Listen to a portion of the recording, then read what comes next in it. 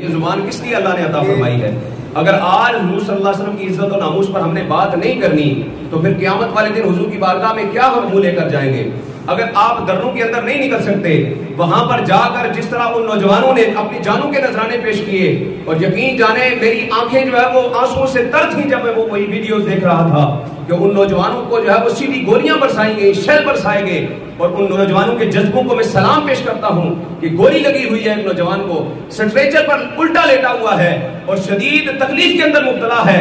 अपने ऊपर गोली चलने की तकलीफ उसको नहीं है, वो यही कह रहा है कि मेरा मिशन ही यही था कि मैं हुजूर की नामूस पर पहरा देते देते अपनी जान कुर्बान कर दूं।